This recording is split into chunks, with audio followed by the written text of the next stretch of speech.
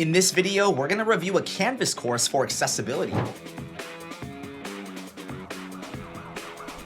Welcome to the Accessibility Guide channel. My name is Sean Jordison, and let's jump into the ring. Now, the first thing I like to do is go into my modules section, and then I'm just gonna do a spot check. So I'm going to jump right into, let's say, week 4, and I'm going to select the first page in week 4. Then I'm doing a visual scan, and then we're gonna select the edit button. And what we need to do is make sure that all of our accessibility elements have been applied. Now, in this example, we have a nice looking quote box that has embedded content, and I can look in the bottom left corner. We've got div p strong. This is totally fine.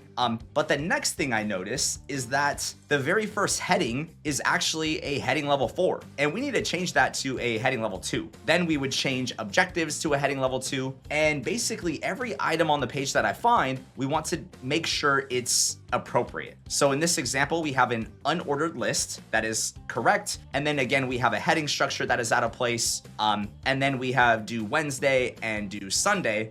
Both of these are not headings, but they should be marked as headings. And then we're going to select next page, and we're going to do the same thing. Let's select the edit button, and then we have that div container. That's fine. And then we have a p tag up here, which arguably could be made into a heading. We then have all of our headings beginning on a heading level 4. That's not great, but then the rest of the headings are okay. We then have this call out box that contains a heading. That's fine. Bias sources. Okay. So really the only issue I have on this page is that the headings are a little bit out of order. And then we're just going to keep going. We're going to try to do a full module. We click next. This one appears to be fine.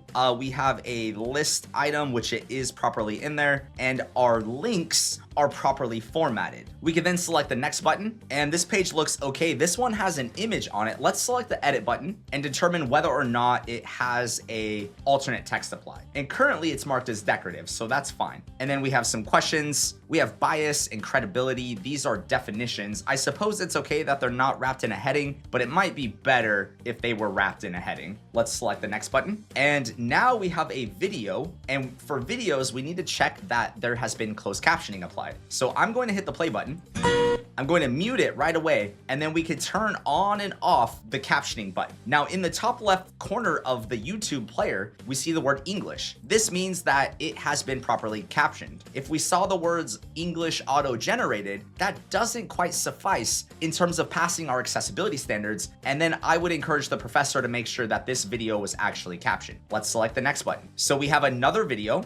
We have a list. Everything looks fine. We just need to check the closed captioning, and it appears to be properly captioned because we have that English delineation. Let's select next, and we have another video to check. Aha, this one is not caption. So I need to make sure that I convey this information, and the professor is going to need to come back and close caption this video. And then we can select the next button, and let's keep reviewing. All right, next we have a midterm self-evaluation. Let's select the edit button. And again, this does not have any headings in it, and the list items are actually okay, but I think they're going to be appearing as multiple list items. So this one is just lacking headings and list items.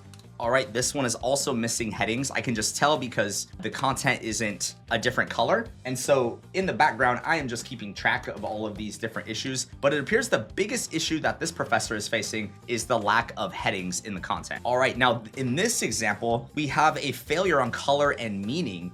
We can't just have highlighted text like this. We need to provide an additional means of emphasis for this content. So it probably would be best if there was also an asterisk in addition to the highlight. Then we can select next. All right, this content looks fine. All right, now the next thing we want to do is we want to go into the files section of the course. And I want to determine whether or not the PDFs need to be made accessible. So I see one document here. I'm going to go ahead and download this PDF. We're going to open it up in Adobe Acrobat and open up the tags. Now, there are no tags in this PDF, which means it is not accessible. So the professor is going to need to go back and make sure all of their PDFs are accessible. It does appear that there's only PDFs in here though. I'm not seeing any PowerPoints, which is a good sign. So that concludes this brief review of a Canvas course for accessibility. If you want to find out how I can help you get accessible, take a look at the link in the description of this video. And yes, I can even review your Canvas courses for accessibility. Thank you so much for joining me today, and I'll see you next time.